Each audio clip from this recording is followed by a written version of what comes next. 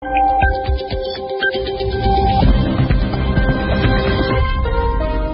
ំរាបសួរលោកលោកស្រីនិងកញ្ញាអរគុណលោកអ្នកដែលបានបើកស្ដាប់កម្មវិធីព័ត៌មានរបស់វិទ្យុបារាំង AFE នៅពេលនេះម៉ោង 7 យប់កម្មវិធីព័ត៌មានដោយអឹមរចនាលោកហ៊ុនសែនកាត់ដី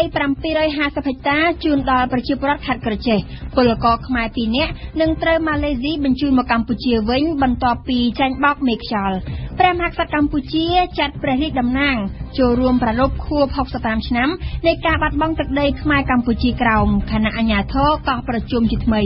រុស្ស៊ីចាប់ខ្លួនក្រុមភេរវជនអ៊ុយក្រែននៅគ្រីមេអូតាំងសង្កេតឃើញការដកថយកងទ័ពរុស្ស៊ីពីព្រំដែនអ៊ុយក្រែនក្រុមប្រឆាំងទូគីប្រារព្ធខួប1ឆ្នាំនៃចលនាបះបោរប្រឆាំងរដ្ឋាភិបាល RFIតំណាងប្រជាពលរដ្ឋប្រមាណជា100នាក់ដែលមានចំនួនដីធ្លីមកពីឃុំខ្ទឹមខេត្តក្រចេះបានធ្វើដំណើរវិលត្រឡប់ទៅខណ្ឌខេត្តក្រចេះវិញនៅថ្ងៃសៅរ៍នេះដើម្បីទៅពិនិត្យមើលដោយផ្ទាល់នៅទីតាំងនិងទំហំដីចំនួន750ហិកតាដែលលោកនាយករដ្ឋមន្ត្រីហ៊ុនសែនបានកាត់ឲ្យជាថ្នូរនឹងការបញ្ចប់ការតវ៉ារបស់ពួកគេនៅក្នុងទីក្រុងភ្នំពេញប៉ុន្តែប្រជាពលរដ្ឋជាង200នាក់ទៀតដែលកំពុងស្នាក់នៅក្នុងវត្តសាមគ្គីរាំងសីមិនទាន់វិលត្រឡប់ទៅខេត្តក្រចេះវិញតាមសំណុំពររបស់អាជ្ញាធរនោះទេvàសំណប់លំអិតព័ត៌មាននេះដោយមិនមានទំនុកចិត្តលើអាជ្ញាធរ 100% នៅឡើយដូចនេះមានតែតំណាងប្រជាពលរដ្ឋរងគ្រោះសហគមន៍ពីមប៉ោឃុំខ្សឹមស្រុកស្នួលខេត្តក្រចេះចំនួនតែ100នាក់ប៉ុណ្ណោះដែលបានស្ម័គ្រចិត្តធ្វើដំណើរវិលត្រឡប់ទៅកាន់ខេត្តក្រចេះវិញនៅថ្ងៃសៅរ៍នេះអាជ្ញាធរដែលរួមមានអភិបាលរងខេត្តក្រចេះលោកខាន់ចំណានអភិបាលខណ្ឌមានជ័យលោកគ្រូចម្រើននិងមន្ត្រីពាក់ព័ន្ធជាច្រើនទៀតបានចុះទៅសម្របសម្រួលនិងបានយករថយន្តចំនួន6គ្រឿងទៅដឹកប្រជាពលរដ្ឋដោយផ្ទាល់ពីវត្តសាមគ្គីរាំងសីនៅថ្ងៃសៅរ៍នេះប៉ុន្តែមានតែប្រជាពលរដ្ឋជាង100នាក់ប៉ុណ្ណោះក្នុងចំណោមប្រជាពលរដ្ឋជាង400គ្រួសារដែលបានចេញដំណើរទៅ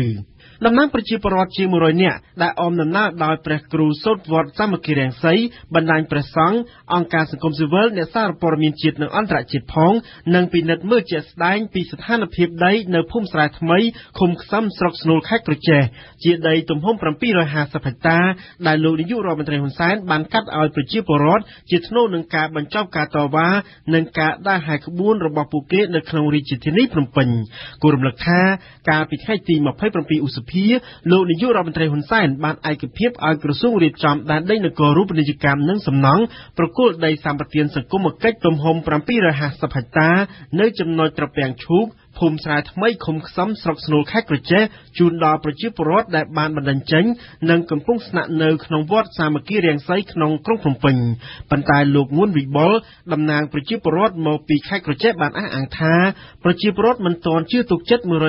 ឡើយទេដូច្នេះហើយទើបប្រជាពលរដ្ឋមកពីឃុំខ្សឹមមិនទាន់សម្រេចចិត្តវិលត្រឡប់ទៅកាន់ខេត្តក្រចេះទាំងអស់យ៉ាងណាក៏ដោយលោកសចម្រុងអភិបាលខេត្តក្រចេះបានបញ្ជាក់នៅក្នុងលិខិតរបស់លោកកាលពីថ្ងៃទី28ឧសភាថាការសម្រេចឲ្យដីប្រជាពលរដ្ឋនេះគឺជាការអនុគ្រោះរបស់ថ្នាក់ដឹកនាំបើទោះបីជាដឹងថាពលរដ្ឋទាំង405គ្រួសារនេះបានមករស់នៅលើដីរដ្ឋខុសច្បាប់មុនការបណ្ដឹងចេញក៏ដោយបើតាមលោកសចម្រុងដដែលប្រជាពលរដ្ឋនឹងទៅជួបប្រជុំគ្នានៅសាលាស្រុកស្នូលខេត្តក្រចេះដើម្បីបំពេញសំណុំបែបបទទទួលយកដីសម្បត្តិសង្គមគិច្ចទាំងនេះពលករខ្មែរ2នាក់ដែលត្រូវបានមេខ្យល់បោកបញ្ឆោតយកទៅធ្វើការខុសច្បាប់នៅក្នុងប្រទេសម៉ាឡេស៊ីនឹងត្រូវបញ្ជូនមកកម្ពុជាវិញនៅថ្ងៃទី3មិថុនាខាងមុខនេះបន្ទាប់ពីមានការជួយសង្គ្រោះពីស្ថានទូតកម្ពុជាប្រចាំនៅម៉ាឡេស៊ីដែលមានការសហការជាមួយនឹងអង្គការអន្តរប្រវេសន៍អន្តរជាតិនិងអាជ្ញាធរម៉ាឡេស៊ីនេះបើតាមការឲ្យដឹងពីលោកកុយគួងអ្នកនាំពាក្យក្រសួងការបរទេសកម្ពុជានៅចុងឆ្នាំ2013កម្ពុជាធ្លាប់បានជំរុញឲ្យរដ្ឋាភិបាលម៉ាឡេស៊ីចុះហត្ថលេខាលើអនុសារណៈយោគយល់គ្នាស្ដីពីកិច្ចការពារពលករកម្ពុជាដែលធ្វើការនៅក្នុងប្រទេសម៉ាឡេស៊ី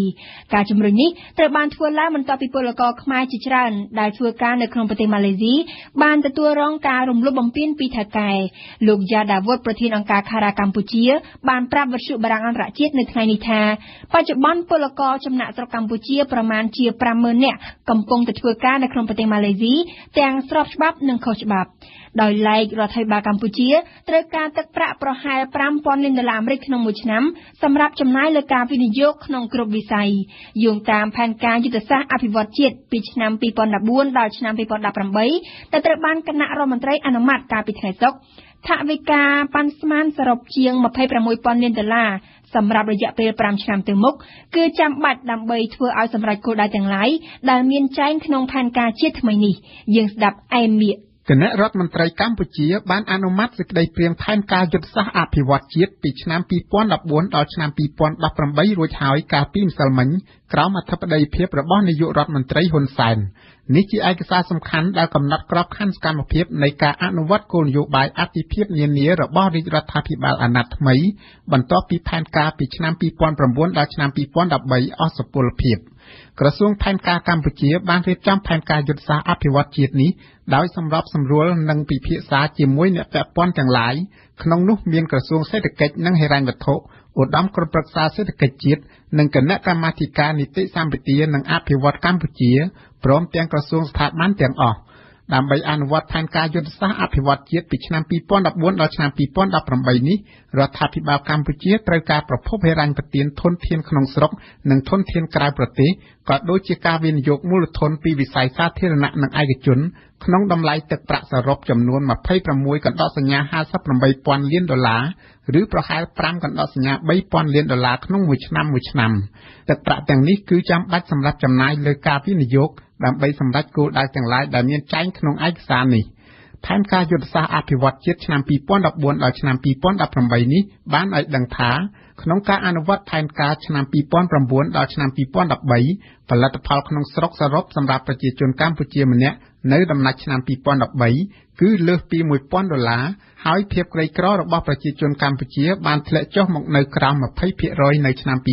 2011លើសពីនេះទៀតឯកសារថ្មីរបស់ក្រសួងផែនការនេះក៏បង្ហាញឲ្យឃើញផងដែរថាកម្ពុជាទទួលបានជោគជ័យភាគច្រើនក្នុងការអនុវត្តតាមគោលដៅអភិវឌ្ឍសហស្វត្តកម្ពុជា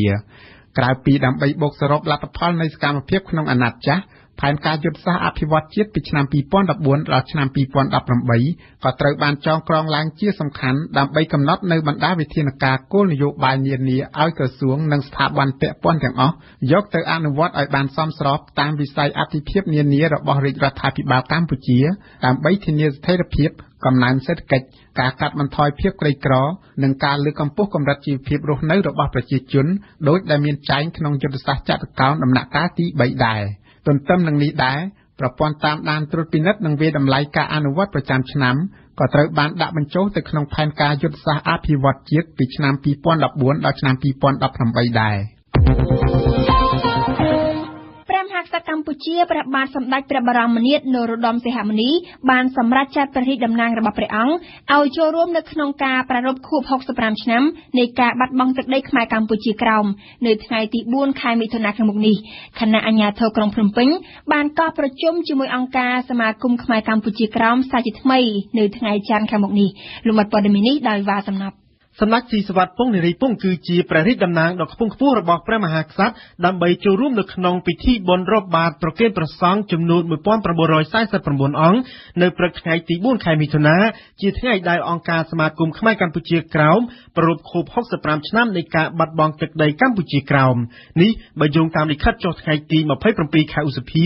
របស់សម្ដេចចៅវាវាំងគង់សំអល់ឧបនាយករដ្ឋមន្ត្រីក្រសួងព្រះបរមរាជវាំងដែលបានផ្ញើជូនលោកថាច់សេដ្ឋានាយកប្រតិបត្តិសហគមន៍ខ្មែរកម្ពុជាក្រោមលិខិតដដែលបានបញ្ជាក់ថាយោងតាមព្រះរាជតម្រិះដ៏ខ្ពង់ខ្ពស់របស់ព្រះករុណាជាអង្គម្ចាស់ជីវិតតម្កល់លើត្បូងព្រះមហាក្សត្រនៃព្រះរាជាណាចក្រកម្ពុជាព្រះអង្គបានសពព្រះរាជហឫទ័យប្រោសព្រះរាជទានចាត់ឲ្យសម្ដេចស៊ីសុវត្ថិពង្សនារីពង្សគឺជាព្រះរាជតំណាងដ៏ខ្ពង់ខ្ពស់របស់ព្រះអង្គប៉ុន្តែអ្វីជាការកត់សម្គាល់ខណៈដែលព្រះមហាក្សត្របានចាត់ព្រះរាជតំណាងឲ្យចូលរួមនៅក្នុងការប្រពខួបនេះអាជ្ញាធរក្រុងភ្នំពេញបានបដិសេធសំណើសុំទីតាំងរៀបចំប្រពខួបរបស់អង្គការសមាគមខ្មែរកម្ពុជាក្រោមនៅក្នុងវត្តសាមគ្គីរាំងសីតាមរយៈកិច្ចប្រជុំកាលពីថ្ងៃទី29ខែឧសភាលោកខួងស្រេងអភិបាលរងរាជធានីភ្នំពេញបានលើកហេតុផលថាមកពីវត្តសាមគ្គីរាំងសីសពថ្ងៃមានប្រជាពលរដ្ឋជាច្រើនអ្នកមកពីខេត្តក្រចេះស្នាក់នៅដើម្បីរងចាំដំណោះស្រាយលើបញ្ហាដីធ្លីប៉ុន្តែយ៉ាងណាក៏ដោយនៅថ្ងៃសៅរ៍នេះប្រជាពលរដ្ឋដែលមានចំនួនដីធ្លីមកពីខេត្តក្រចេះនោះមួយចំនួនបានវិលត្រឡប់ទៅកាន់ខេត្តក្រចេះវិញហើយលោកថាច់សេដ្ឋានាយកប្រតិបត្តិសហគមន៍ខ្មែរកម្ពុជាក្រោមរំពឹងថាបញ្ហារបស់អ្នកភូមិមកពីខេត្តក្រចេះនឹងមិនក្លាយជាឧបសគ្គសម្រាប់ការប្រពខួបរបស់ខ្មែរកម្ពុជាក្រោមនៅថ្ងៃទី4ខែមិថុនាខាងមុខនេះទៀតទេ យ៉ាងណាក៏ដោយលោកឡុងឌីម៉ង់អ្នកនាំពាក្យសាលាក្រុងភ្នំពេញបានប្រាប់វិទ្យុបារាំងអន្តរជាតិ AFE នៅថ្ងៃសៅរ៍នេះថាអាជ្ញាធរក្រុងភ្នំពេញបានកោះអញ្ជើញអង្គការសមាគមខ្មែរកម្ពុជាក្រោមមកជួបប្រជុំគ្នាជាថ្មីនៅថ្ងៃច័ន្ទខាងមុខនេះដើម្បីធ្វើការសម្រេចចិត្តជាថ្មីបើតាមលោកឡុងឌីម៉ង់ការប្រពខួបដោយមានការរាប់បាតប្រសង់តាមបែបសាសនានោះគឺជារឿងធម្មតានោះទេប៉ុន្តែអាជ្ញាធរត្រូវដឹងអំពីប្រធានបទលម្អិតនៅក្នុងវេទិកាសម្ដែងមតិរបស់អង្គការសមាគមខ្មែរកម្ពុជាក្រោមនៅក្រៅប្រពៃពិធីបុណ្យតាមបែបសាសនានោះសូមបញ្ជាក់ថាថ្ងៃទី4ខែមិថុនាឆ្នាំ2014គឺជាខួបគម្រប់65ឆ្នាំដែលអាណានិគមនិយមបារាំងបានកាត់ទឹកដីខ្មែរកម្ពុជាក្រោម21ខេត្តទៅឲ្យប្រទេសវៀតណាមត្រួតត្រាបន្តរហូតមកដល់សព្វថ្ងៃ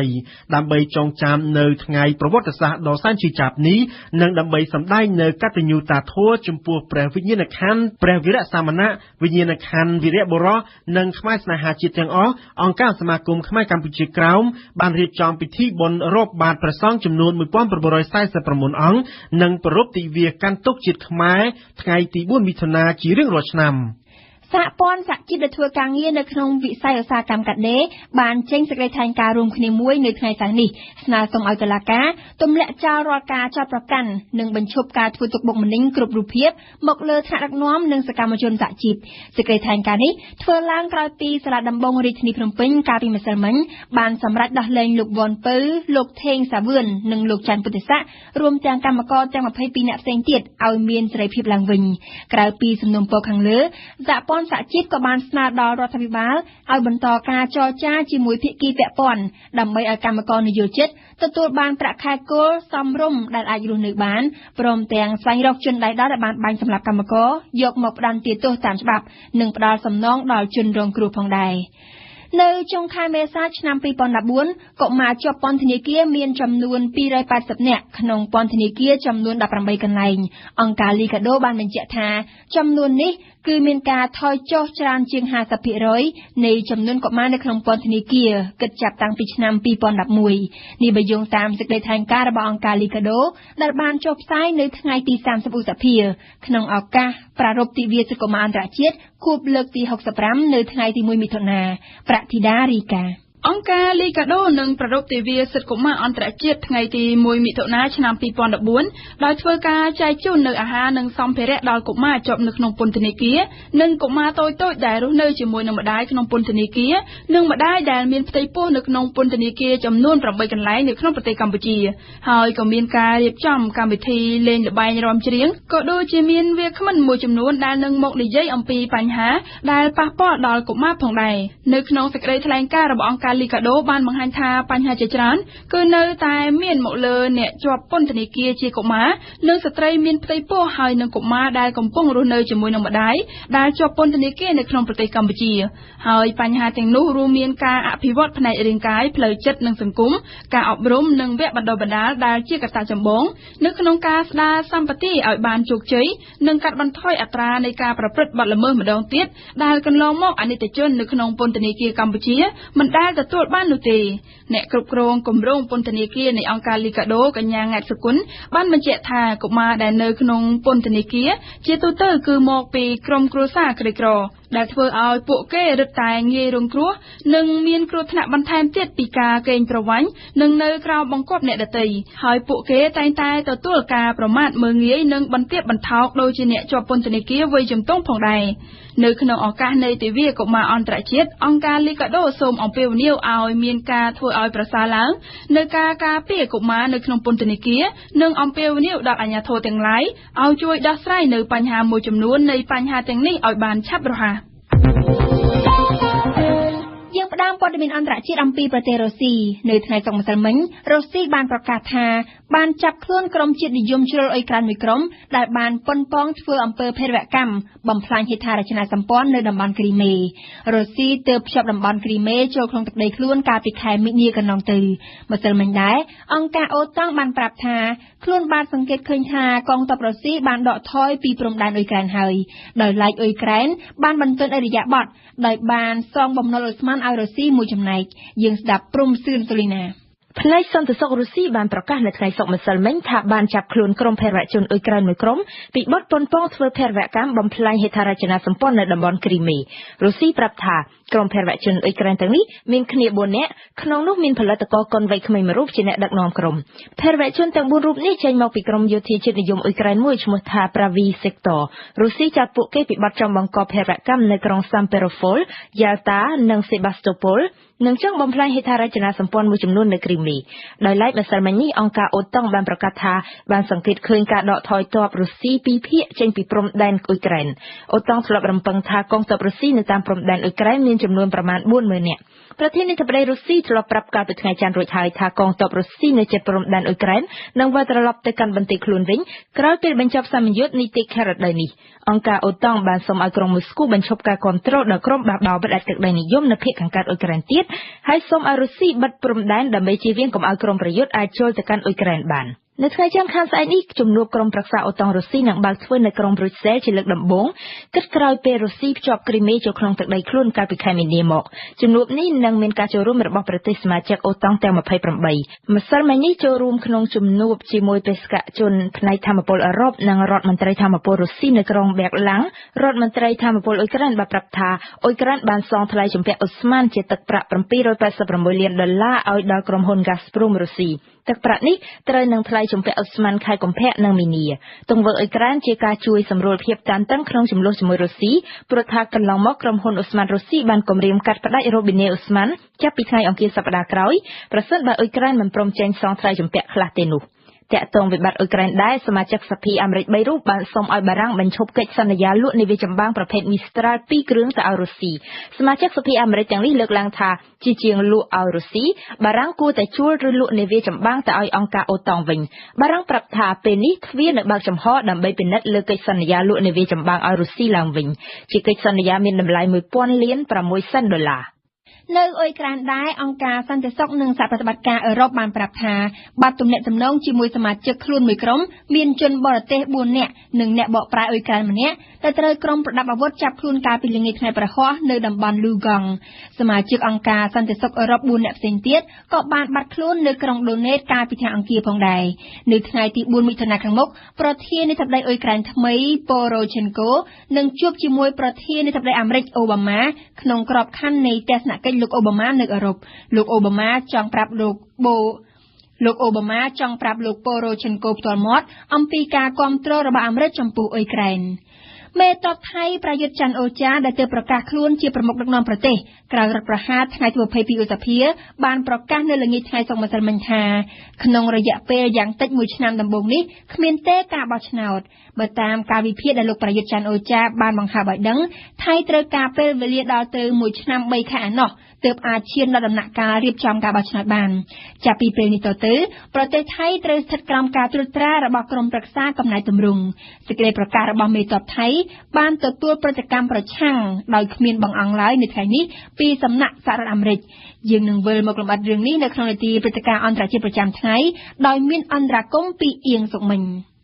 នៅប្រទេសទូគីឯណោះវិញនៅថ្ងៃសៅរ៍នេះក្រុមប្រឆាំងទូគីបានណាត់គ្នានៅតាមកន្លែងមួយចំនួននៅក្រុងអ៊ីស្តង់ប៊ូលនិងក្រុងធំៗផ្សេងទៀតដើម្បីប្រារព្ធខួប1ឆ្នាំនៃសកម្មភាពបះបោរប្រឆាំងរដ្ឋាភិបាលទូគីបានដាក់ពង្រាយប៉ូលីសសន្ធឹកសន្ធាប់ដើម្បីទប់ស្កាត់ហេតុការណ៍ជាយថាហេតុណាមួយយើងស្ដាប់ព្រំសឿនសូលីណាម្ដងទៀតតាំងតែពីព្រឹកព្រលឹមថ្ងៃសៅរ៍នេះប៉ូលីសទូគីរាប់ពាន់នាក់ក្នុងតនុយស៊ីវិលនិងតនុយប្រឆាំងកុបកម្មបានចូលទៅទីលានថាក់ស៊ីមក្រុងអ៊ីស្តង់ប៊ូលជាទីលានចលនាបះបោរកាលពី1ឆ្នាំមុននេះដើម្បីជៀសវាងមិនឲ្យមានការជួបជុំគ្នារដ្ឋាភិបាលទូគីបានហាមជាផ្លូវការមិនឲ្យមានការជួបជុំគ្នានៅជុំវិញទីលានថាក់ស៊ីមនេះទេទូគីពង្រាយកងកម្លាំងជាង 25,000 នាក់និងកណ្ដុងបាញ់ទឹកជាង50គ្រឿងសម្រាប់ត្រៀមការពារក្នុងថ្ងៃខួបបះបោរនេះនៅថ្ងៃសៅរ៍31ឧសភានេះក្រុមប្រឆាំងរដ្ឋាភិបាលបានណាត់គ្នានៅតាមក្រុងធំៗដើម្បីរំលឹកខួប1ឆ្នាំនៃចលនាបះបោរប្រឆាំងរដ្ឋាភិបាលអភិរក្សនិយមអ៊ីស្លាម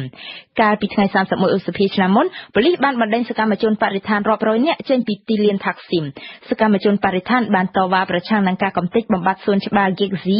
នៅទីលានថាក់ស៊ីមក្រុងអ៊ីស្តង់ប៊ូលនេះចលនាតវ៉ាបានក្លាយជាបាតកម្មប្រឆាំងរដ្ឋាភិបាលរបស់លោកអ៊ែកដូហ្គានតែម្ដងចលនាបង្ក្រាបរបស់ប៉ូលីសបានធ្វើឲ្យមនុស្សស្លាប់8នាក់របួសជាង800នាក់ហើយមនុស្សរាប់ពាន់នាក់ត្រូវបានចាប់ខ្លួន ក្រោយមកទៀតរដ្ឋាភិបាលរួមទាំងនាយករដ្ឋមន្ត្រីអាក់ដូហ្គានផ្ទាល់បានរងការវាយប្រហារដោយរឿងអាស្រូវពុករលួយធ្វើឲ្យមានការរុះរើគណៈរដ្ឋមន្ត្រីធ្វើឲ្យប្រជាជនចុះបាតកម្មប្រឆាំងបន្តទៀតទូយ៉ាងនេះក្តីលោកអាក់ដូហ្គានបានទទួលជោគជ័យក្នុងការបោះឆ្នោតឃុំសង្កាត់ហើយកំពុងត្រៀមប្រកាសបេក្ខភាពសម្រាប់ការបោះឆ្នោតប្រធានាធិបតីខែសីហាខាងមុខទៀតក្រោយមានការបះបោរប្រឆាំងរដ្ឋាភិបាលមកនាយករដ្ឋមន្ត្រីអាក់ដូហ្គានបានចេញច្បាប់មួយចំនួនមានទិសដៅពង្រឹងអំណាចរបស់លោកក្នុងតុលាការក្នុងបណ្ដាញសង្គមផ្សេងៗរួមទាំងបង្កើតអំណាចដល់អ្នកបម្រើការផ្នែកចារកិច្ចដែលស្មោះត្រង់នឹងរូបលោកផងដែរប្រឈមនឹងអំណាចរបស់រដ្ឋាភិបាលអង្គការក្រៅរដ្ឋាភិបាលសហជីពនិងសង្គមស៊ីវិលសង្ឃឹមថាថ្ងៃសៅរ៍នេះជាថ្ងៃរំលឹកខួប1ឆ្នាំនៃចលនាបះបោរប្រឆាំងរដ្ឋាភិបាលគឺជាឱកាសជួយឲ្យប្រឡឹងចលនាតវ៉ានៅស៊ុនយ៉ែកស៊ីបានរស់រវើកឡើងវិញយ៉ាងហោចណាស់យោធាម្នាក់និងក្រុមសកម្មប្រយុទ្ធតាលីបង់16នាក់ផ្សេងទៀតបានស្លាប់នៅថ្ងៃសៅរ៍នេះបន្ទាប់ពីមានការឆ្មក់វាយប្រហារមួយទៅលើប៉ុស្តិ៍ត្រួតពិនិត្យព្រំដែននៅភាគពាយព្យប្រទេសប៉ាគីស្ថាននេះបើតាមការអះអាងរបស់មន្ត្រីប៉ាគីស្ថានប្រភពដដែលបានប្រាប់ទីភ្នាក់ងារព័ត៌មានបារាំង AFP ថាការវាយប្រហារនេះធ្វើឡើងដោយក្រុមតាលីបង់ជាង200នាក់ដែលបានឆ្លងកាត់ព្រំដែនប៉ាគីស្ថាន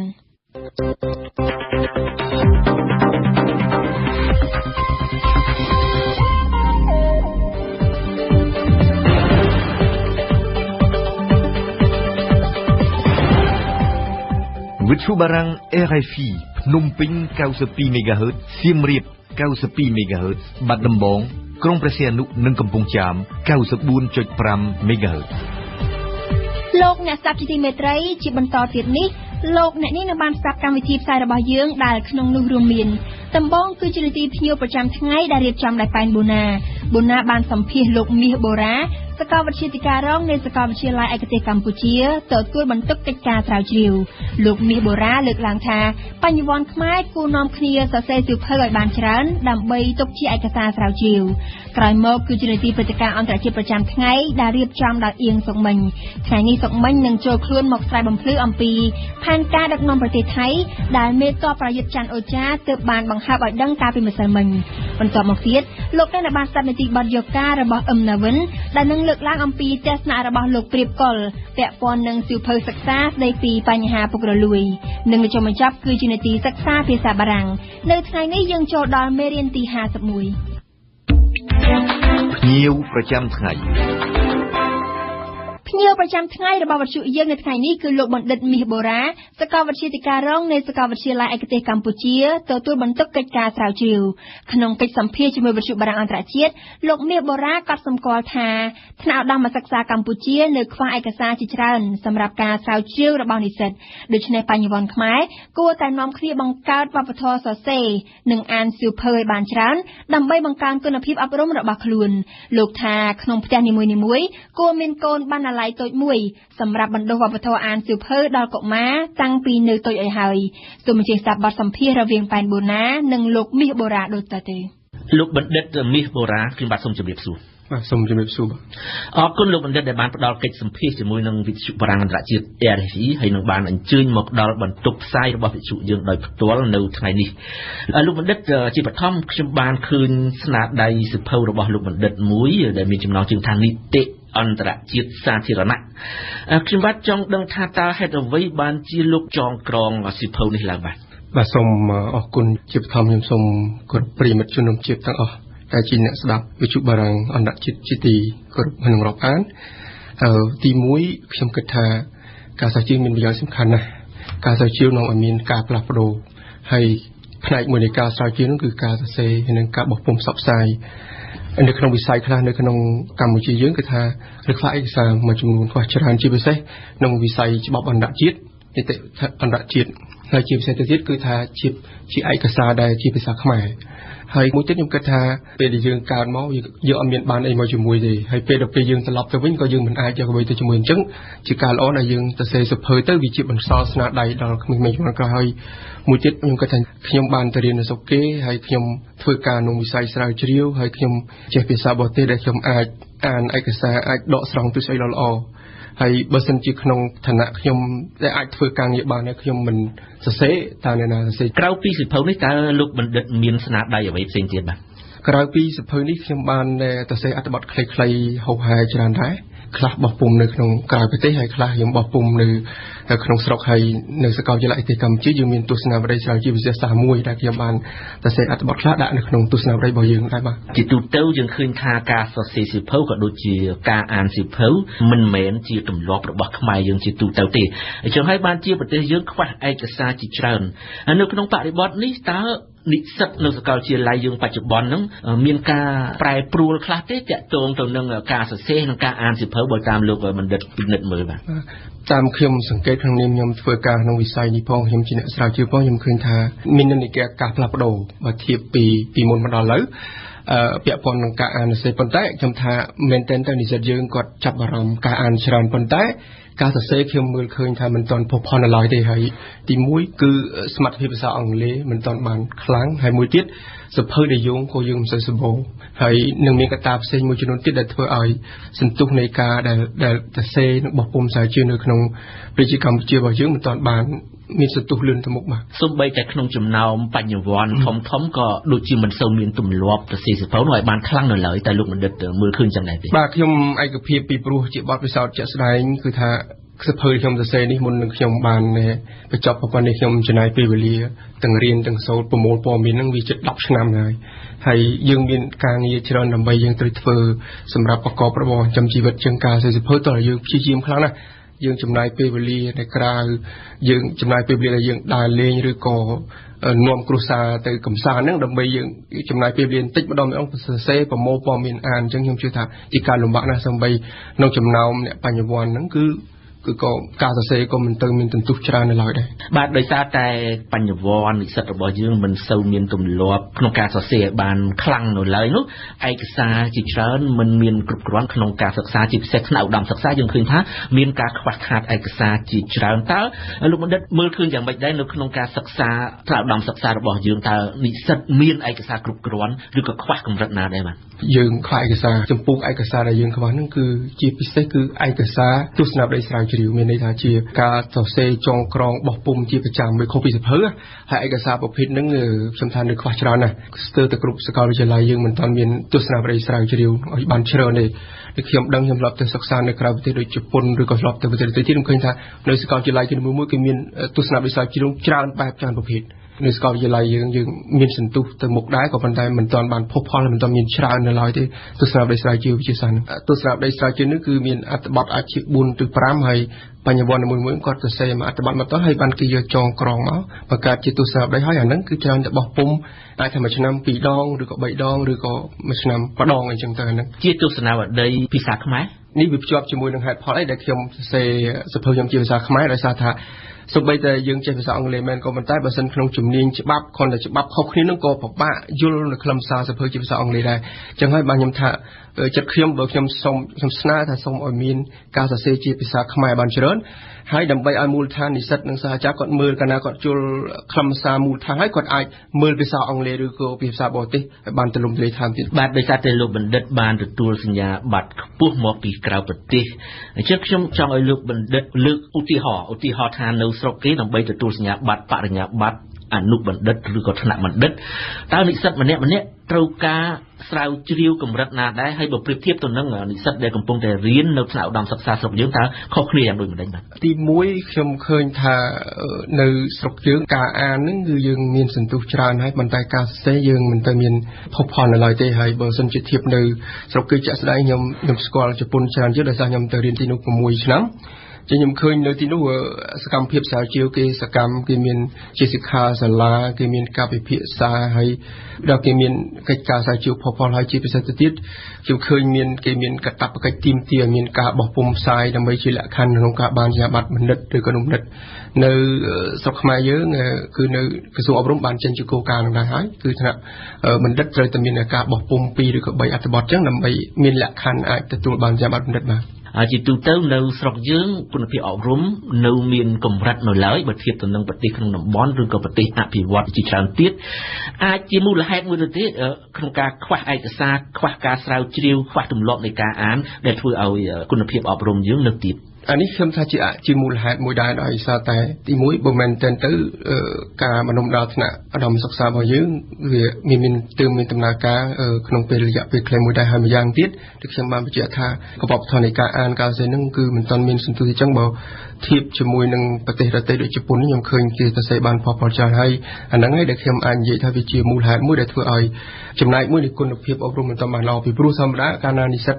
ចំនួនក្រោយគាត់បកកែគាត់អាចស្រាវជ្រាវបានដូចត្រូវតែមានឯកសារអ្នកមុនសរសេរបានច្រើនគាត់យកមកយោងដើម្បីគាត់អភិវឌ្ឍទ្រឹស្ដីឬក៏គាត់សរសេរអត្ថបទស្រាវជ្រាវបានល្អថែមទៀតហ្នឹងតាមខ្ញុំសង្កេតឃើញគឺថាទ្រឹស្ដីសំខាន់ដែលល្អនេះគឺច្រើនមាននៅក្នុងភាសាបារាំងនិងអង់គ្លេសអញ្ចឹងតើនិស្សិតឬក៏បញ្ញវន្តគាត់បកកែភាសាអញ្ចឹងបានហើយគាត់ព្យាយាមអានបានគាត់អាចដកស្រង់នៅទ្រឹស្ដីបានច្រើនតាមមូលដ្ឋានគាត់អាចយកមកសរសេរ paper assignment ឲ្យបានល្អប្រសើរជាងនឹងអញ្ចឹងខ្ញុំថាមូលហេតុហ្នឹងវាក៏ជាដើមចមមួយដែលធ្វើឲ្យកិច្ចការស្រាវជ្រាវរបស់និស្សិតនៅមានគុណភាពទាបឬក៏នៅមិនទាន់បានល្អក្នុងនេះកម្រិតអ្វីទៅជាអនុសាសន៍របស់លោកបណ្ឌិតនៅក្នុងការបង្កើនគុណភាពអប់រំថ្នាក់ឧត្តមសិក្សាកម្ពុជាខ្ញុំមានជាអនុសាសន៍ច្រើនក៏ប៉ុន្តែដោយសារពេលវេលាខ្លីខ្ញុំក៏តែលើកក្នុងក្របខ័ណ្ឌនៃការសរសេរនិងការអានបានហើយខ្ញុំសូមថាសាកលវិទ្យាល័យសូមឲ្យមានកញ្ចប់ថវិកាមួយដើម្បីលើកទឹកចិត្តដល់បញ្ញវន្តនិស្សិតឲ្យមានការសរសេរនិងការអានទាំងជាការលើកទឹកចិត្តហើយថាទៀតសាកលវិទ្យាល័យហ្នឹងគឺត្រូវតែមានការប្រមូលឯកសារជាពិសេសដូចខ្ញុំបានបញ្ជាក់ថាយើងអាចជាវឬក៏អាចវិធីណាសូមឲ្យមានទស្សនវិជ្ជាស្រាវជ្រាវវិទ្យាសាស្ត្រពីបរទេសបានច្រើនដើម្បីដាក់នៅក្នុងបណ្ណាល័យធ្វើឲ្យនិស្សិតហ្នឹងគាត់អាចអាននៅឯកសារហ្នឹងហើយគាត់តាមមូលដ្ឋានហ្នឹងគាត់អាចយកមកសរសេរអត្ថបទហោហាយទៀតហើយអនុសាសន៍ចុងក្រោយមួយទៀតខ្ញុំថាសូមឲ្យទាំងបញ្ញវន្តនិងនិស្សិតត្រូវចាប់ផ្ដើមមានបបធននៃការអានសរសេរហើយកាលណាអានការសរសេរបានច្រើនយើងអាចក្លាយជាអ្នកជំនាញក្នុងវិស័យមួយដោយមិនដឹងខ្លួនហើយកាលណាយើងអាចខ្លាចជាអ្នកជំនាញខ្ញុំជឿថាប្រាក់បៀវត្សឬក៏អីដែលយើងទទួលបានក៏តាមនឹងដែរមួយទៀតខ្ញុំសនំពរថាចំពោះសាធារណជនទូទៅបើគាត់យល់ថាការស្រាវជ្រាវវាសំខាន់ហើយដើម្បីលើកទឹកចិត្តខ្ញុំជឿថាគួរបង្កើតជាមូលនិធិឲ្យបានច្រើនដើម្បីជួយលើកទឹកចិត្តដើម្បីឲ្យនិស្សិតនិងសាស្ត្រាចារ្យនឹងគាត់មានទឹកចិត្តក្នុងការសរសេរឲ្យបានផលឡើងមកវប្បធម៌នៃការអានមើលទៅគួរតែបណ្ដោះតាំងពីកុមារតូចៗតាមរយៈសាលាផងឪពុកម្ដាយផងដើម្បីឲ្យកូនក្មេងដែលកើតមកនោះគឺស្រឡាញ់សភៅអានសភៅតើលោកបណ្ឌិតមើលឃើញសង្គមយើងខ្វះខាតទេក្នុងចំណុចខ្ញុំឯកភាពថាវប្បធម៌នៃការអានវាត្រូវតែបណ្ដុះតាំងពីក្មេងមកហើយទាំងម្ដាយទាំងគ្រូនៅថ្នាក់ក្រោមយើងមិនទាន់មានសន្ទុះឲ្យខ្លាំងជំរុញឲ្យមានការនិស្សិតអានតាំងពីក្មេងទេហើយអញ្ចឹងបើខ្ញុំគិតថាយល់ល្អខ្ញុំស្នើថ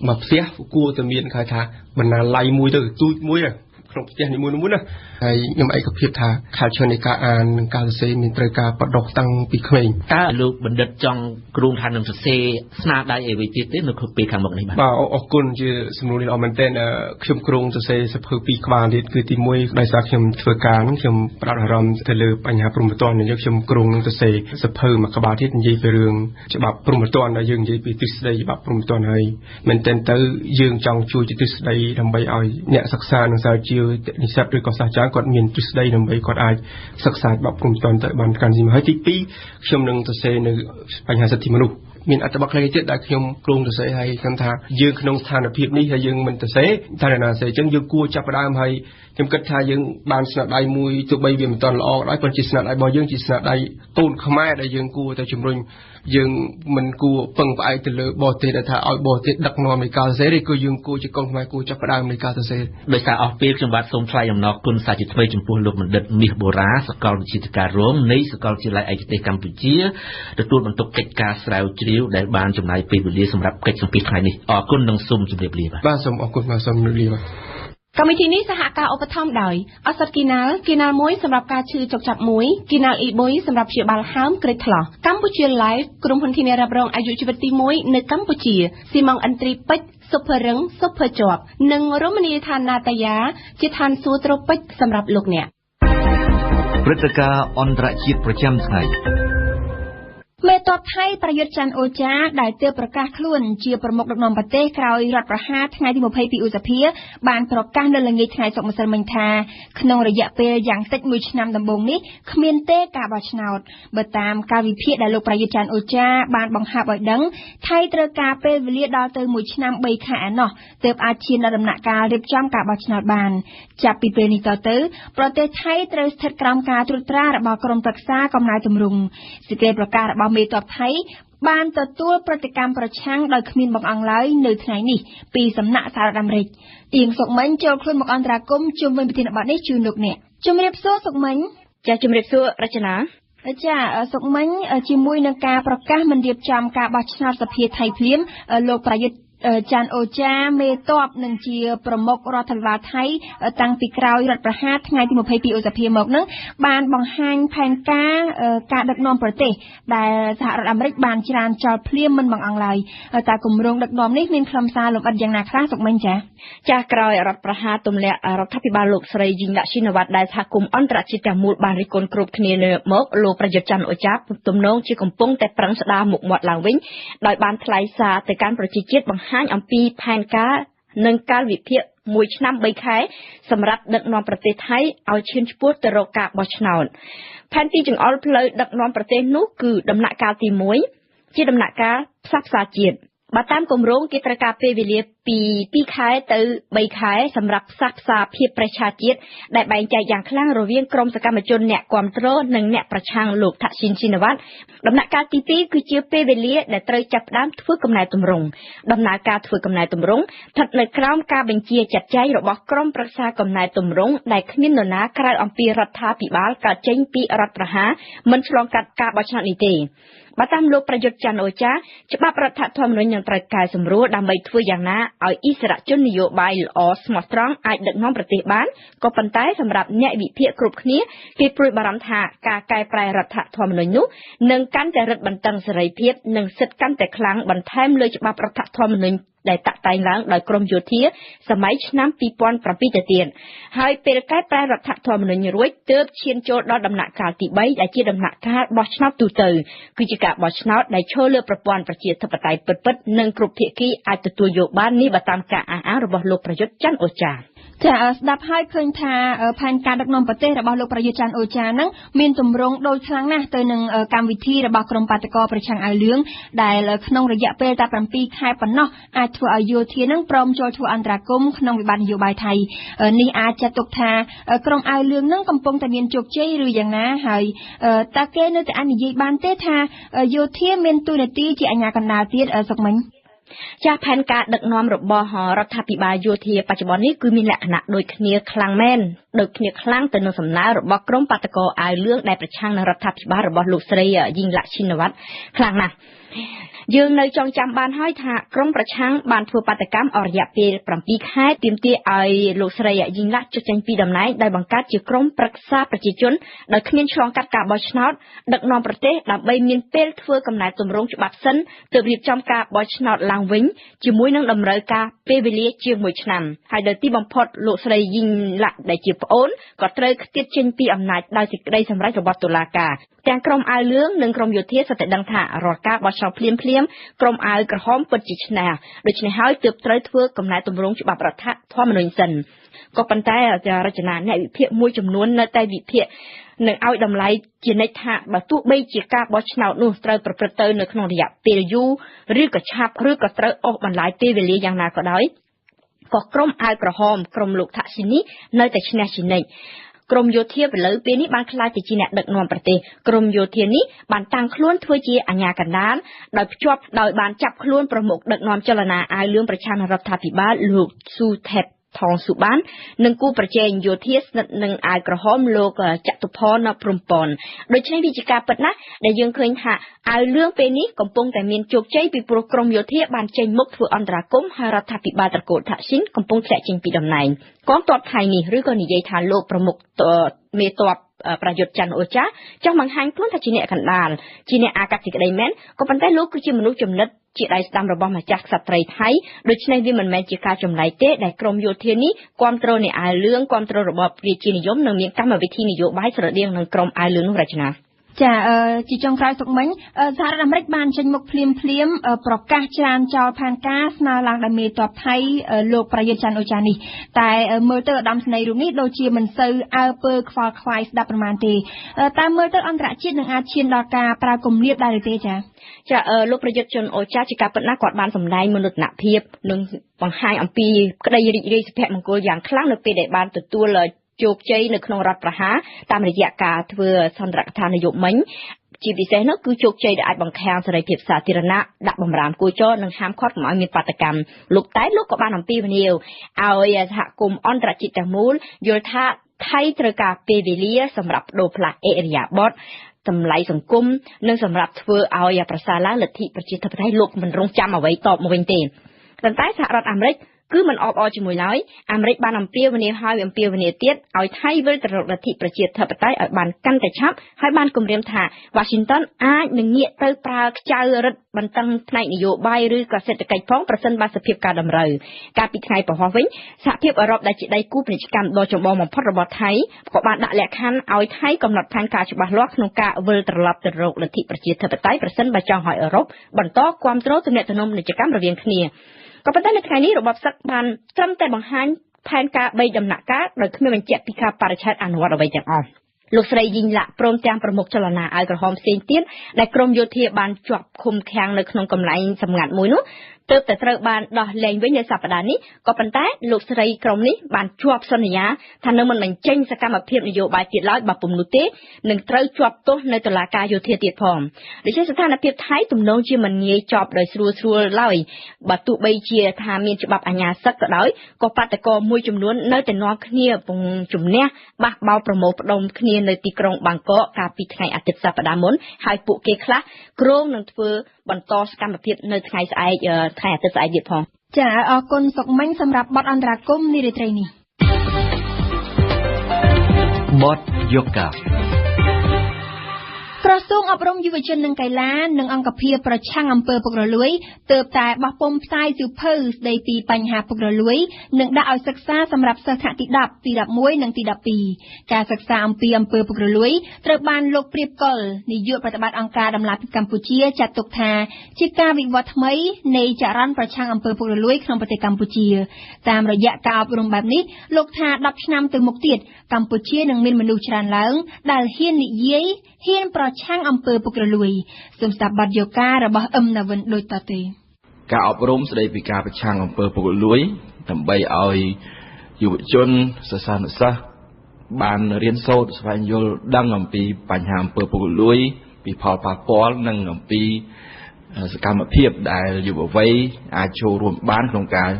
រួមចំណែកទប់ស្កាត់និងកាត់បន្ថយអំពើពុករលួយដែលជាបញ្ហាប្រឈមសម្រាប់ការអភិវឌ្ឍសេដ្ឋកិច្ច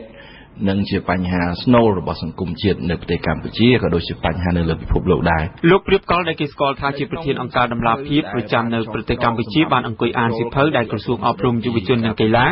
សហការជាមួយនឹងអង្គភាពប្រឆាំងអំពើពុករលួយទើបតែបោះពុម្ពផ្សាយនៅក្នុងការិយាល័យរបស់គាត់ដែលជាកន្លែងធ្វើការដើម្បីចូលរួមចំណែក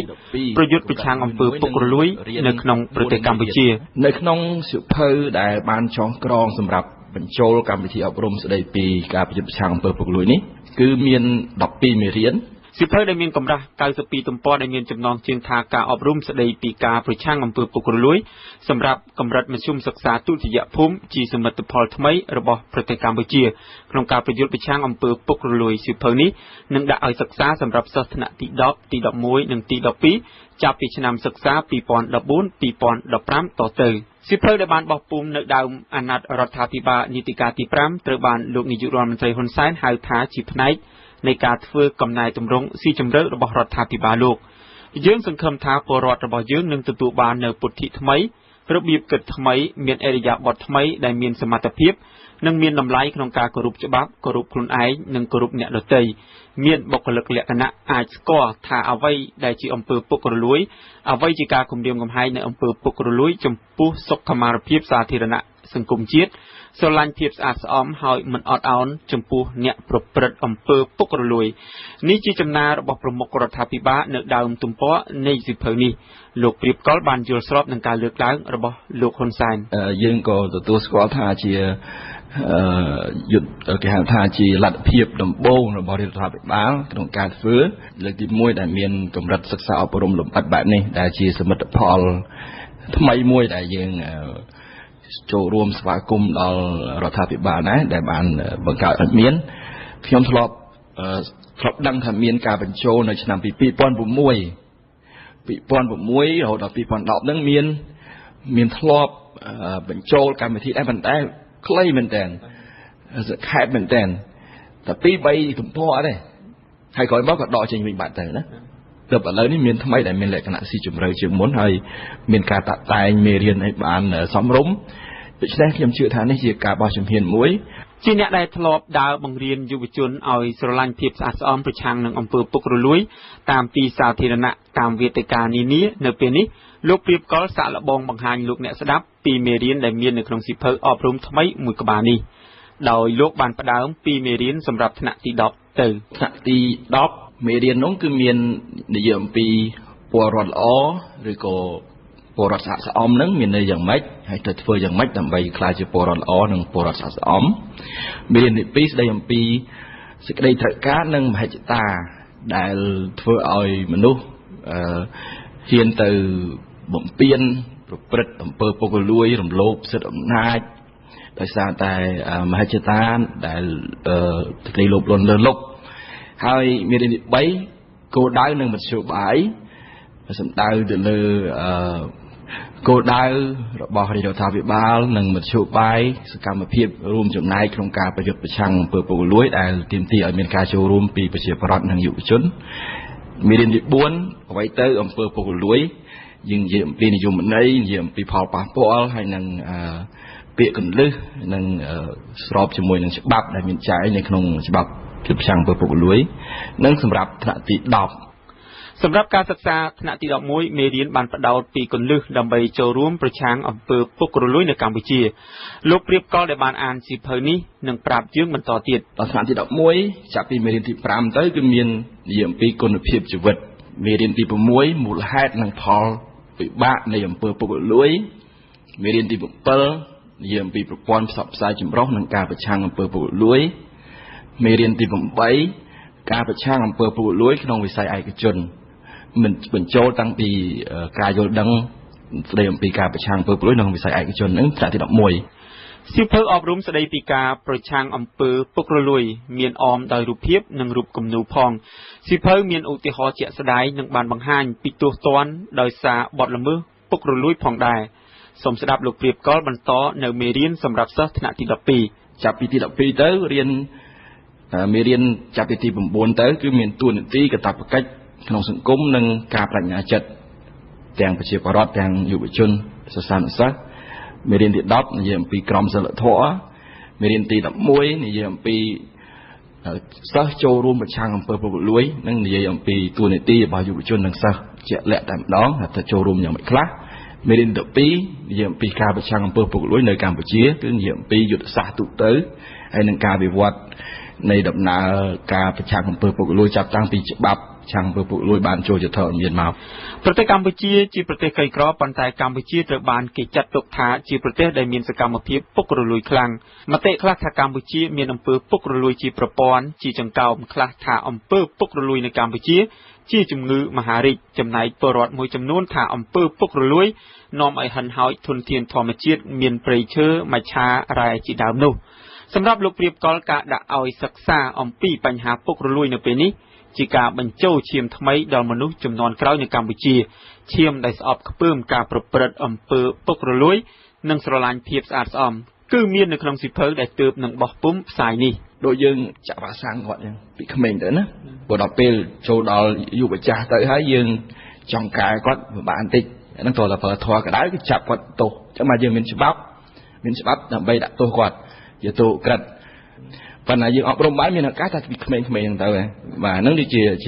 ការវិនិយោគយូរវែងប៉ុន្តែខ្ញុំជឿថាជាយុទ្ធសាស្ត្រត្រឹមត្រូវមួយដែលយើងអាចវិនិយោគជាមួយនឹងយុវជនដោយសារប្រទេសកម្ពុជាយើងមាន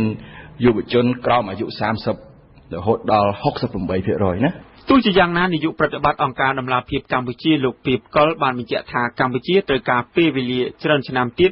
ទើបអាចធ្វើឲ្យប្រសើរឡើងនៅបញ្ហាអំពើពុករលួយនេះហើយការសិក្សាពីបញ្ហាអំពើពុករលួយនេះគេគួរផ្ដើមឲ្យមានការសិក្សាពីកុមារភាពទៅព្រោះបញ្ហាកំពុងតែជួបប្រទះបច្ចុប្បន្នហ្នឹងគឺមានចាប់ពីបឋមសិក្សាទៅនៅពេលដែលលោកគ្រូអ្នកគ្រូគាត់ទទួលលុយពីសិស្សឬក៏សិស្សយកលុយទៅជូនលោកគ្រូអ្នកគ្រូណានេះក៏ជារូបភាពមិនល្អមួយដែលធ្វើឲ្យផ្នត់គំនិតសិស្សានុសិស្សហ្នឹងគាត់ចាប់ផ្ដើមអនុវត្តការសោកលុយតាំងពីចាប់ផ្ដើមរៀននៅកម្រិតទាបដូច្នេះបញ្ហានេះត្រូវតែមានបញ្ចូលការសិក្សាអប់រំហើយត្រូវមាន យុទ្ធសាស្ត្រដើម្បីឆ្លើយតបទៅនឹងទម្លាប់ដែលមានបច្ចុប្បន្ននេះ ការលើកឡើងរបស់លោកព្រៀបកុលក៏មានបញ្ជាក់នៅក្នុងសៀវភៅនេះដែរលោកអមយិនទៀងប្រធានអង្គភិបប្រឆាំងអំពើពុករលួយនិងលោកហងជួននរ៉ុនរដ្ឋមន្ត្រីក្រសួងអប់រំយុវជននិងកីឡាបានបញ្ជាក់នៅក្នុងអារម្ភកថាសៀវភៅអប់រំស្ដីពីការប្រឆាំងអំពើពុករលួយថានៅឆ្នាំបន្តបន្ទាប់ជំហានបន្តនឹងដាក់ឲ្យអនុវត្តក្នុងកម្រិតផ្សេងទៀតនៃប្រព័ន្ធអប់រំចំណេះទូទៅហើយកម្រិតឧត្តមសិក្សាក៏នឹងត្រូវបញ្ចូលកម្មវិធីអប់រំស្ដីពីការប្រឆាំងអំពើពុករលួយនាពេលអនាគតខាងមុខនេះដែរខ្ញុំថា10ឆ្នាំទៅមុខទៀតយើងនឹងមានចំនួនយុវជនច្រើនដែលបានរៀនសូត្រអំពីបញ្ហាហ្នឹងបញ្ហាអំពើពុករលួយហ្នឹងហើយសង្គមយើងនឹងកាន់តែមានមនុស្សស្អប់អំពើពុករលួយកាន់តែច្រើនមានអ្នកក្រោកឈរប្រឆាំងអំពើពុករលួយកាន់តែច្រើនអ្នកហ៊ាននិយាយកាន់តែច្រើនដូច្នេះពួកគាត់នឹងឲ្យនឹងតាមផ្លូវមើលអ្នកនយោបាយតាមផ្លូវមើលមន្ត្រីរដ្ឋាភិបាលអ្នកដឹកនាំអេរយាប័តពួកគាត់បើសិនជាគាត់ហ៊ានទៅធ្វើអំពើពុករលួយគេហៅថាតាមអំពើចិត្តដោយបច្ចុប្បន្នហ្នឹងទៀតខ្ញុំជឿថាពួកគាត់នឹងអាចមានបញ្ហាជាមួយនឹងអ្នកជំនាន់ក្រោយរៀនភាសាបារាំងនៅថ្ងៃនេះកម្មវិធីសិក្សាភាសាបារាំងយើងឈានដល់មេរៀនទី51សូមអញ្ជើញសិក្សាដោយរីករាយជាមួយយើងខ្ញុំដូចតទៅ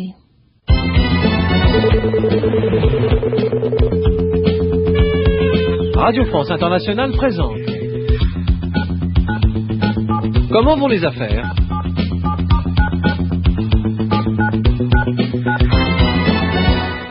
Leçon numéro 51. ក្រុមហ៊ុន SARL មួយមានបំណុល Isabelle Mercier ពឹងខ្ញុំឲ្យជួយរកព័ត៌មានតាក់ទងក្រុមហ៊ុនមួយឈ្មោះថា Distrivac ក្រុមហ៊ុននេះបានបញ្ជាទិញទំនិញមួយមានចំនួនដ៏សំខាន់ប៉ុន្តែសូមពន្យាពេលសងថ្លៃទំនិញដោយសារបញ្ជីការពាណិជ្ជកម្មខ្ញុំរកព័ត៌មានបានជាយ៉ាងច្រើន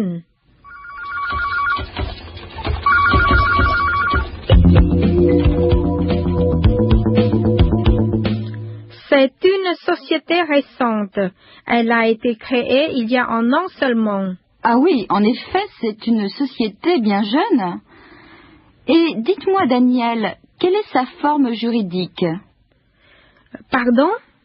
Est-ce que c'est une SNC, une SA, une SARL? SA, SARL, SNC តើពាក្យស្លោកទាំងនេះមានន័យជាអ្វីខ្លះ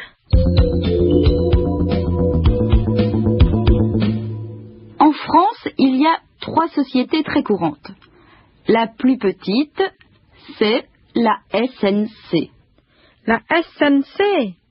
Oui, la société en nom collectif, comme Dupont et compagnie.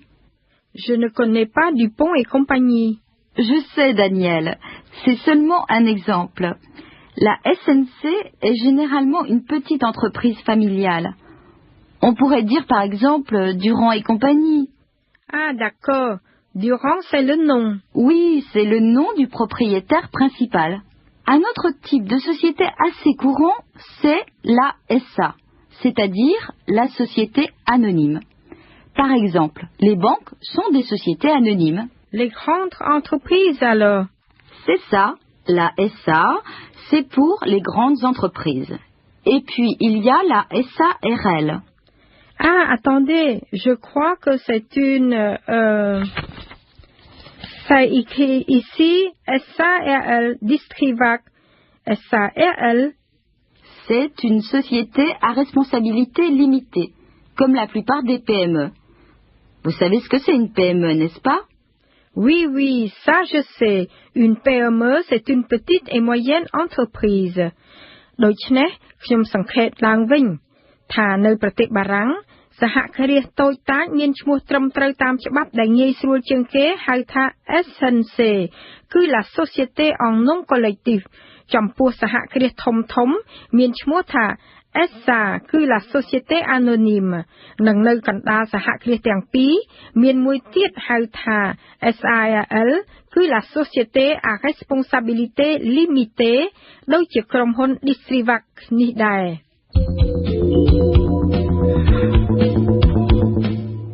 Et le gérant de cette société, qui est-ce? Le gérant? Oui, le chef, quoi. Ah oui, d'accord. En réalité, c'est une gérante. C'est Madame Pasqualini. Pasqualini? C'est un nom qui me dit quelque chose. Il y a combien d'associés? Combien d'associés? Ah oui, il y a 2 associés. Seulement 2? Oui, il y a Madame Pasqualini et il y a Monsieur Pasqualini. Mais Madame possède 99% du capital. Ah, je vois. En fait,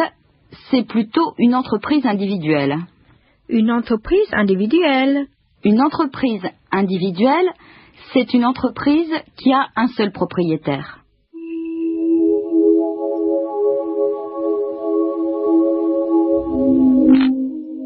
ខ្ញុំយល់ហើយក្រុមហ៊ុន Distrivac ដែលមានដើមទុន 99% កាន់កាប់ដោយលោកស្រី Pasqualini តាមការពិតមានលក្ខណៈដូច entreprise individuelle មួយគឺក្រុមហ៊ុនមានម្ចាស់ដើមទុនតែមួយមិនសូវដូចក្រុមហ៊ុនហៅថា SARL ប៉ុន្មានទេប្រែជាពាក្យសម្រាយថាក្រុមហ៊ុនទទួលខុសត្រូវមានខណ្ឌសីមាក្រុមហ៊ុន SARL Distrivac ជាក្រុមហ៊ុនមួយមានបំណុលវាន់កនៅទីបំផុតត្រូវបាន Isabelle Mercier សរសេរលិខិតមួយទៅលោកស្រី Pasqualini ដើម្បីបដិសេធមិនព្រមទទួលសំណើពន្យាពេលសងតម្លៃទំនិញ Madame, nous avons bien reçu votre commande du 3 mars et nous vous en remercions.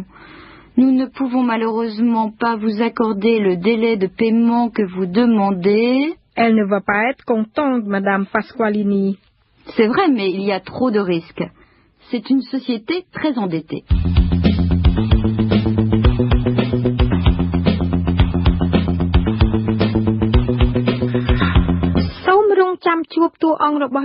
Daniel ដើម្បីស្គាល់សហគ្រាសបារាំងមួយគឺក្រុមហ៊ុន Paragem ជាមួយ Daniel សូមរងចាំហាត់រៀនភាសាបារាំងប្រើនៅក្នុងពិភពសហគ្រាសនៅពេលនោះ Daniel ប្រាប់ Isabelle Mercier អំពីព័ត៌មានដែលនាងបានមកពីក្រុមហ៊ុនមួយឈ្មោះហៅថា Distrivac ដោយផ្ទៀងត្រចៀកស្ដាប់កិច្ចសន្ទនាគ្នានេះគេនឹងបានដឹងលក្ខណៈប្លែកខុសគ្នារវាងក្រុមហ៊ុនបារាំងនីមួយៗ Il y a un autre type de société assez courant, c'est la SA, c'est-à-dire la société anonyme. La SA, c'est pour les grandes entreprises. Et puis, il y a la SARL. C'est une société à responsabilité limitée, comme la plupart des PME. ដើម្បីអធិប្បាយឬចង់បង្ហាញអ្វីមួយគេត្រូវប្រើឃ្លាប្រយោគខ្សែ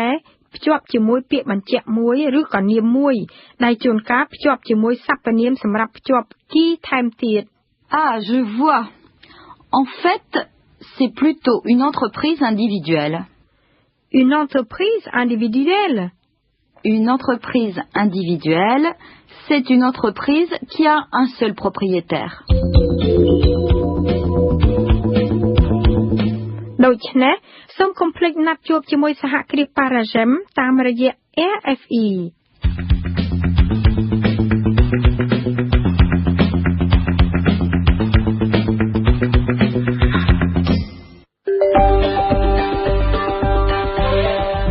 វិទ្យុបារាំង RFE ជាខេមរៈភាសាផ្សាយមួយថ្ងៃ13ម៉ោងពីម៉ោង7ព្រឹកដល់ម៉ោង8យប់ដោយមានកម្មវិធីព័ត៌មាន3ម៉ោងក្នុងមួយថ្ងៃគឺពេលព្រឹកពីម៉ោង7ដល់ម៉ោង8ថ្ងៃរសៀលពីម៉ោង1ដល់ម៉ោង2ពេលយប់ពីម៉ោង7ដល់ម៉ោង8សូមកុំភ្លេចបើកស្ដាប់វិទ្យុបារាំង RFE 92 MHz នៅភ្នំពេញនិងសៀមរាប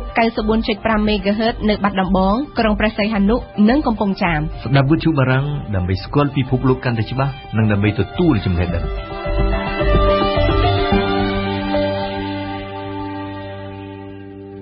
លោកអ្នកនាងស្ដាប់ជាទីមេត្រីយើងខ្ញុំសូមថ្លែងអំណរគុណចំពោះភក្ដីភាពរបស់អស់លោកនាងដែលបានតាមដានស្ដាប់កម្មវិធីព័ត៌មានរបស់វិទ្យុបារាំង AFE ពីដើមដល់ចប់សូមលោកនាងរងចាំស្ដាប់កម្មវិធីផ្សាយជាខេមរៈភាសារបស់យើងជាថ្មីទៀតចាប់ផ្ដើមដោយកម្មវិធីព័ត៌មានពេញ1ម៉ោងនៅថ្ងៃស្អែកកម្មវិធីព័ត៌មានព្រឹកស្អែករៀបចំជូនដោយនាងខ្ញុំផ្ទាល់ខ្ញុំសូមអរគុណវិសាដែលបានជួយបញ្ជាផ្នែកបច្ចេកទេសនៅពេលនេះនាងខ្ញុំអឹមរចនានិងសក្ការីសូមអរគុណសូមគោរពលា